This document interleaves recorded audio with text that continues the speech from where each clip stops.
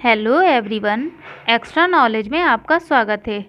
आज हम आपके लिए जो टॉपिक लाए हैं वो कल जो मैंने आपको पढ़ाया था भारतीय सामाजिक संगठन में, जिसमें था पहला आपका धर्म। आज हम उसी टॉपिक में बात करेंगे पुरुषार्थ के बारे में, और फिर हम आपको संस्कार भी पढ़ाएंगे और कर्म के सिद्धांत भी और वर्णाश्रम भी पढ़ाएंगे। ठीक है, तो आज हम बस समझेंगे पुरुषार्थ क्या होता है और पुरुषार्थ का हमारे जीवन में क्या क्या महत्व है और इसके क्या उद्देश्य है, इन सब चीज़ों के बारे में बात करेंगे। तो आइए सबसे पहले समझते हैं कि पुरुषार्थ होता क्या है। तो देखिए, पुरुषार्थ जो होता है इसका जो कार्य होगा वो लोगों को समाज में क्रिया करने का मार्गदर्शन प्रदान करना होगा। ठीक है, तो लोग समाज में जो क्रिया करते हैं उसको एक सही मार्ग प्रदान करना ही पुरुषार्थ कहलाता है। ठीक है, हर मनुष्य का उद्देश्य होता है कि वो संसार में क्या रहे, सुखी जीवन व्यतीत करे। अब सुखी जीवन व्यतीत करने के लिए मनुष्य की इच्छाएं और आवश्यकताओं की पूर्ति होनी जरूरी होती है। इसी आधार पर हिंदू शास्त्रों ने 4 प्रकार के पुरुषार्थ बताए हैं। कौन कौन से? एक धर्म बताया है, दूसरा अर्थ, तीसरा काम और चौथा मोक्ष। तो अगर आपसे बात की जाए पुरुषार्थ कितने होते हैं, तो 4 होते हैं। कौन कौन से? धर्म, अर्थ, काम और मोक्ष होते हैं। उसमें से धर्म, अर्थ और काम को सामूहिक रूप से क्या बोला जाता है? त्रिवर्ग बोला जाता है। तो ये क्वेश्चन बन सकता है कि किसे त्रिवर्ग बोला जाएगा? धर्म, अर्थ, काम को त्रिवर्ग बोला जाएगा। और जब इन सब चीज़ों की हम पूर्ति कर लेते हैं तो जीवन का अंतिम जो उद्देश्य होता है वो मोक्ष की प्राप्ति करना होता है। ठीक है, तो ये हो गया पुरुषार्थ क्या होता है और कितने तरह का पुरुषार्थ होता है। अब आगे बात करें, जैसे कि धर्म, अर्थ, काम, मोक्ष में पहले हम बात करेंगे धर्म की, कि धर्म क्या होता है। देखिए, धर्म हम कल आपको बहुत अच्छे से समझा चुके हैं। आज इसमें हम पुरुषार्थ के अंतर्गत समझेंगे कि धर्म क्या होता है।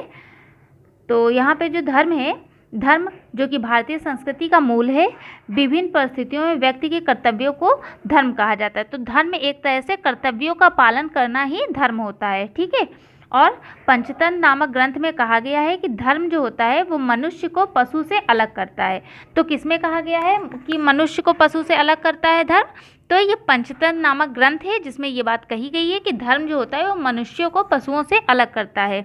और इस प्रकार अगर जाने तो शास्त्रों में धर्म को मुख्यतः 3 प्रकार बताया है। एक सामान्य धर्म बताया, दूसरा विशिष्ट धर्म बताया और तीसरा आपद धर्म बताया।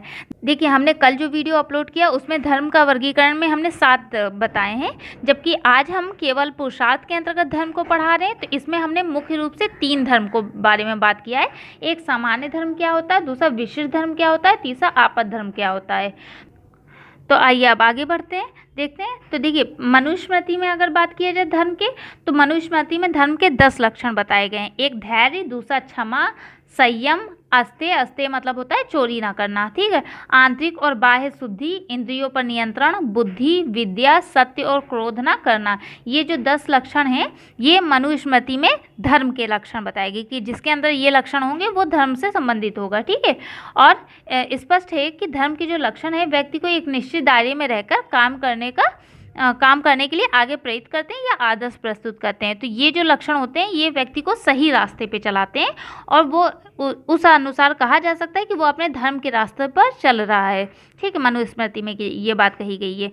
अब अगर देखिए, उधर हमने आपसे बात किया था सामान्य धर्म और विशिष्ट धर्म और आपद धर्म के, धर्म के 3 प्रकार होते हैं। उसी तरह यहाँ पे हम बात करें कि अधर्म, एक तो धर्म होता है, कुछ लोग ऐसे भी होते हैं जो अधर्मी होते हैं। ठीक है, तो अधर्म की भी चर्चा शास्त्रों में की गई है और इसके प्रकार कितने बताए गए? 5 प्रकार बताए हैं। एक है विधर्म, दूसरा है परधर्म, तीसरा है धर्माभास, चौथा है उपमा और 5वां है छल। ठीक है, तो ये 5 प्रकार हैं अधर्म के। अब चलिए जानते हैं विधर्म क्या होता है, परधर्म क्या होता है, धर्माभास, उपमा या छल क्या होता है। तो जो विधर्म होता है वो होता है धर्म के विरुद्ध कार्य करना। तो जो विधर्म है उसमें क्या कहा गया है कि धर्म के विरुद्ध कार्य करना ही विधर्म होता है। ठीक है, और उसी तरह परधर्म क्या होगा, तो व्यक्तियों के लिए निर्धारित कार्य को करना जो होगा, और जो अन्य व्यक्तियों के लिए निर्धारित कार्य हैं उनको करना क्या कहलाता है? परधर्म कहलाता है। वहीं उपधर्म या उपमा, ठीक है, अभी हमने बताया था तीसरा जो प्रकार अधर्म का वो उपमा या उपधर्म। तो उपधर्म क्या होता है? निर्धारित नियमों के विरुद्ध कार्य करना। जो भी निर्धारित नियम बताए गए जैसे चोरी ना करना और अपने कर्तव्यों का पालन करना और बहुत सारे, जैसे मनुस्मृति में 10 अभी लक्षण हमने आपको बताए कि दया, संयम और ये सब चीज़ें, तो इन सब के विरुद्ध अगर कोई कार्य कर रहा है तो वो उपधर्म या उपमा कहा जाएगा। और इसे ही क्या बोलते हैं? पाखंड बोलते हैं। तो पाखंड किसे बोलेंगे? उपमा, उपधर्म को बोलेंगे, जो नियमों के विरुद्ध कार्य करता है। और शास्त्रों के वचनों का दूसरा अर्थ कर देना तो वो छल होगा। मतलब शास्त्रों में जो भी वचन लिखे हुए हैं अगर उनको हम दूसरे अर्थ में प्रयोग कर रहे हैं, दूसरी चीज़ें बता रहे हैं, तो वो क्या होगा, वो छल होगा।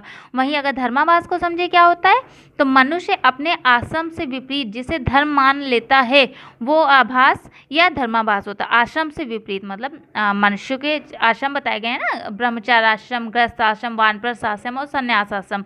तो इनके विपरीत जब धर्म को मान लेता है तो वो क्या होंगे, वो धर्माभास कहलाएगा। ठीक, तो आइए अब जानते हैं। ये हो गया धर्म। धर्म में हमने बताया धर्म क्या होता है, धर्म के प्रकार बताए, फिर अधर्म के प्रकार बताए। अब जानते हैं अर्थ क्या होता है। तो देखिए, अर्थ का तात्पर्य है धन से। ठीक है, क्योंकि धन ही व्यक्ति को आगे जीवन में, जो मानव जीवन है उसको अच्छे तरह से चलाने के लिए सबसे महत्वपूर्ण होता है अर्थ। अर्थ अगर व्यक्ति के पास है तो वो अपने जीवन को बहुत अच्छे से व्यतीत कर सकता है। तो व्यक्ति को अपना घर गृहस्थी चलाने और सामाजिक दायित्व को पूरा करने तथा कर्मकांड करने के लिए धन की आवश्यकता होती है। धन के द्वारा ही व्यक्ति जीने की मूलभूत आवश्यकता पूरी करते हैं, जैसे रोटी, कपड़ा, मकान से लेकर विलासितापूर्ण जीवन जीने तक के अर्थ बहुत महत्वपूर्ण होता है। पहला हो गया धर्म महत्वपूर्ण होता है इंसान के लिए पुरुषार्थ के रूप में, और दूसरा अर्थ महत्वपूर्ण होता है। ठीक है, और अब अगर बात करें काम क्या होता है, तो काम जो है इसका अर्थ क्या होगा, इच्छा। ठीक है, काम का मतलब क्या होगा, अर्थ इच्छा। तो इसका तात्पर्य है कि मनुष्य की मूलभूत प्रेरणाओं और इच्छाओं से होता है। एक मान्यता के अनुसार मनुष्य की इच्छाओं की तृप्ति होना आवश्यक होता है। इच्छाओं का दमन मोक्ष की प्राप्ति में बाधा उत्पन्न करता है। तो काम को इच्छा के रूप में देखा गया कि काम का जो होता है शाब्दिक अर्थ वो इच्छा होता है। और ये माना गया है मनुष्य के जीवन में कि अगर इच्छाओं का दमन होता है तो उसे मोक्ष की प्राप्ति नहीं हो सकती। क्यों? क्योंकि उसका मन भटकता रहेगा। ठीक है, इसलिए मोक्ष की प्राप्ति के लिए इच्छा का भी पूरा होना बहुत आवश्यक होता है, और इच्छा का कार्य करने की प्रेरणा भी देती है। जब हमारी कोई इच्छा होगी उसी के अनुसार हम कार्य, अतः प्रत्येक कार्य के संचालन के लिए काम या शक्ति का होना आवश्यक है। इसी के आधार पर व्यक्ति पारिवारिक व सामाजिक दायित्वों को निर्वाह कर सकता है, और इस पुरुषार्थ को गृहस्थ आश्रम में संपन्न किया जाता है। ठीक है, गृहस्थ आश्रम में किसे, काम के पुरुषार्थ को किसमें पूरा किया जाता है, गृहस्थ आश्रम में पूरा किया जाता है।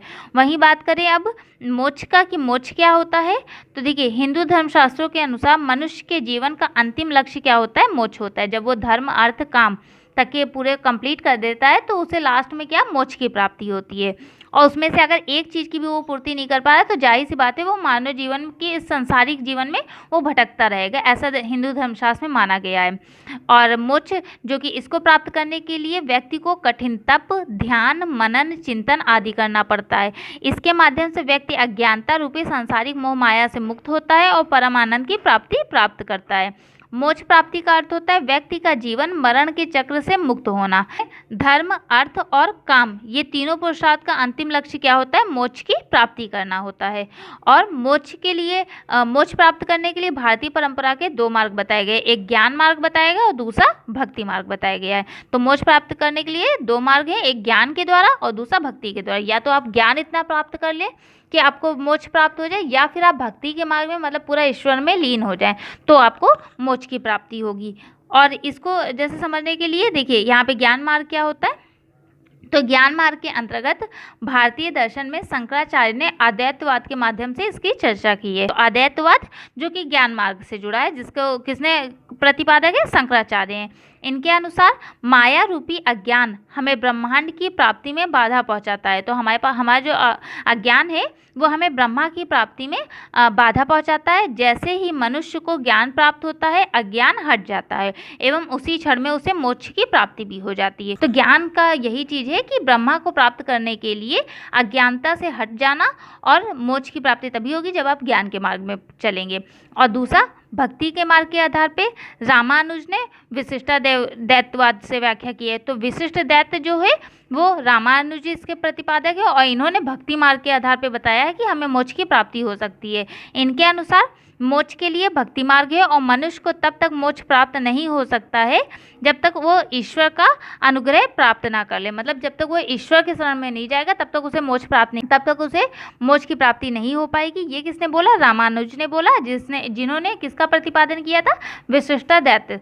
तो विशिष्टा दैत्य से संबंधित है रामानुज, जो कि भक्ति मार्ग से संबंधित हैं। आई होप आपको समझ में आया होगा। अब आइए बढ़ते हैं इसके क्वेश्चन की तरफ। देखिए इसमें पहला क्वेश्चन है, धर्म, अर्थ एवं काम पुरुषार्थ को सामूहिक रूप से क्या कहा जाता है? द्विज, पुरुषार्थ, त्रिवेग या त्रिवर्ग?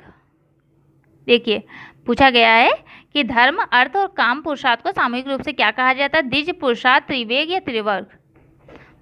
तो आपने अगर पढ़ा है, बहुत अच्छे से देखा है, तो जाहिर सी बात है त्रिवर्ग कहा जाता है। ठीक है, धर्म, अर्थ और काम को त्रिवर्ग बोला जाता है। आइए अब बढ़ते हैं क्वेश्चन नंबर 2 की तरफ, सेकंड क्वेश्चन की तरफ। हिंदू जीवन पद्धति में अधर्म के अनेक रूप बताए गए हैं, निम्नलिखित में से कौन सा विकल्प अधर्म को व्यक्त नहीं करता है? ठीक है, तो इसमें से बताइए कौन सा होगा? आभास, विधर्म या कपट धर्म, दूसरा छल, विधर्म या द्वेष, तीसरा छल, परधर्म या द्वेष, और चौथा विधर्म, परधर्म या उपधर्म। एक बार आप देख लीजिए कि अधर्म का कौन सा इसमें आपका ऑप्शन सही होगा। आई होप आपने गेस भी कर लिया होगा।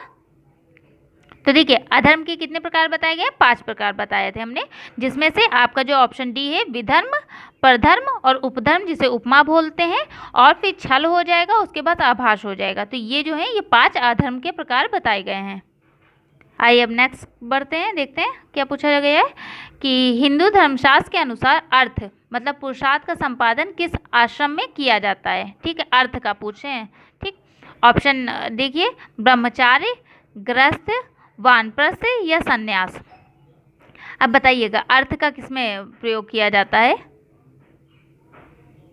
तो यहाँ पे जो आपका आंसर होगा, आंसर है ऑप्शन बी, गृहस्थ आश्रम। तो गृहस्थ आश्रम में अर्थ का भी और काम का भी संपादन जो है वो गृहस्थ आश्रम में। एक तरह से देखिए, एक तरह से धर्म जो है वो अधिकतर ब्रह्मचार्य में, ठीक है, और अर्थ और काम गृहस्थ आश्रम में हो जाएगा। उसके बाद मोक्ष वाली जो बात की जाती है वो हमें जब संन्यास आश्रम में प्रवेश करते हैं या वानप्रस्थ आश्रम में प्रवेश करते हैं तब उस ओर ज़्यादा उन्मुख होते हैं। ठीक है, तो अर्थ और काम गृहस्थ आश्रम से संबंधित है। अब आइए आगे बढ़ते हैं, नेक्स्ट क्वेश्चन। हिंदू शास्त्रों में मोक्ष प्राप्ति के 2 मार्ग बताए गए, जिसमें से एक मार्ग है ज्ञान मार्ग और दूसरा क्या होगा बताइएगा? संन्यास मार्ग, धर्म मार्ग, कर्म मार्ग या भक्ति मार्ग? बहुत इजी है ये क्वेश्चन का आंसर। तो यहाँ पे जो इसका आंसर है भक्ति मार्ग, एक है आपका ज्ञान मार्ग और दूसरा है भक्ति मार्ग। आइए नेक्स्ट क्वेश्चन देखते हैं। इसमें पूछा गया है पुरुषार्थ के रूप में काम का उद्देश्य क्या होता है? गृहस्थी जीवन यापन, नंबर 2 इंद्रियों को संतुष्ट करना, नंबर 3 मोक्ष प्राप्ति या नंबर 4 पितृ ऋण से मुक्ति। तो पुरुषार्थ का क्या उद्देश्य होता है? तो देखिए यहाँ पे जो होगा, यहाँ पे आंसर होगा पुरुषार्थ का पितृ ऋण से मुक्ति। ठीक है, तो ये यहाँ पे आंसर होगा कि पुरुषार्थ का जो उद्देश्य रहता है वो जो पितृ ऋण है उनसे मुक्ति प्राप्त करना, ये पुरुषार्थ का उद्देश्य माना जाता है। और जबकि धर्म, अर्थ, काम, मोक्ष ये 4 पुरुषार्थ बताए गए हैं, होते हैं। आइए अब नेक्स्ट क्वेश्चन। गृहस्थ आश्रम में निम्नलिखित में से कौन से पुरुषार्थ का संपादन किया जाता है? गृहस्थ आश्रम में बात की जा रही है। ठीक है, धर्म, अर्थ, काम और मोक्ष। तो यहाँ पे ऑप्शन दिए गए 1 2 3, 2 3 या 1 2 या चारों। तो यहाँ पे गृहस्थ आश्रम में हमने अभी आपको बताया भी था। तो देखिए गृहस्थ आश्रम में अगर बात की जाएगी तो गृहस्थ आश्रम में हर इंसान धर्म से भी रहता ही है, ऐसा नहीं कि वो धर्म को छोड़ देता है। ठीक है, तो यहाँ पे धर्म, अर्थ और काम ये तीनों को गृहस्थ आश्रम में पूरा किया जाता है। और अगर बहुत ज़्यादा अगर पूछा जाए बल कब धर्म पे दिया जाता है तो वानप्रस्थ या संन्यास आश्रम में दिया जाता है। लेकिन अगर गृहस्थ आश्रम में पूछा जाए कि किन चीज़ों को पुरुषार्थ में शामिल किया गया, कौन कौन से पुरुषार्थ, तो धर्म, अर्थ और काम। आइए अब बढ़ते हैं आगे नेक्स्ट क्वेश्चन की तरफ। देखिए इसमें पूछा गया धर्म पुरुषार्थ का पालन निम्न में से किन आश्रमों में किया जाता है? धर्म का, ठीक है, ब्रह्मचारी, गृहस्थ, वानप्रस्थ या सन्यास, ये चारों ऑप्शन दिए गए हैं। और धर्म का पूछा गया है कि किसमें पालन किया जाता है, और ये भी आंसर बहुत इजी है। बताइए चारों आश्रम में या 2 3 4 में या 1 2 3 में या 1 3 4 में? तो देखिए इसका जो आंसर रहेगा, इसका आंसर रहेगा चारों आश्रम में। ठीक है, अब इसको कैसे, ब्रह्मचार्य जीवन जब व्यतीत करता है बच्चा तो उसे भी धर्म से संबंधित बहुत सारी बातें और उसे धार्मिक जीवन और एक सात्विक जीवन जीना पड़ता है। ठीक है, तो उस हिसाब से ब्रह्मचार्य भी हो जाए। गृहस्थ में अभी हम आपको ऊपर पढ़ा चुके हैं, गृहस्थ में भी, वानप्रस्थ और संन्यास में भी व्यक्ति जब धर्म के मार्ग पे बढ़ेगा, भक्ति मार्ग पे जाएगा, तभी उसे मोक्ष की प्राप्ति होगी। ठीक है, तो धर्म जो होगा इन चारों में महत्वपूर्ण होगा। तो आज आपका ये वीडियो कंप्लीट हुआ। आई होप आपको पसंद आया होगा। प्लीज़ आपको कैसा लगा ये वीडियो हमें ज़रूर बताइए, और इसी तरह आप अपना सहयोग बना के रखिए। और जो भी आपको सुझाव देने हो, या जो भी आपको टॉपिक से संबंधित प्रैक्टिस सेट चाहिए हो, या फिर आपको पढ़ना हो, तो आप मुझे कमेंट बॉक्स में कमेंट कर सकते हैं। मैं पूरी कोशिश करूँगी उस पे लाने का वीडियो। और अगर आपको इसकी PDF चाहिए तो आप हमारे टेलीग्राम चैनल को ज्वाइन कर लीजिए, और हाँ, आप हमारे फेसबुक पेज को भी ज्वाइन कर लीजिए, क्योंकि उस पर हम क्वेश्चन आंसर डालते रहते हैं। तो आप उस पर भी क्वेश्चंस को देख सकते हैं, आंसर दे सकते हो। हर जगह आपको कुछ ना कुछ स्टडी मटेरियल मिलता रहेगा। तो आप फेसबुक पेज भी ज्वाइन कर लीजिए, और टेलीग्राम चैनल भी ज्वाइन कर लीजिए। ठीक है, and thank you for watching my channel.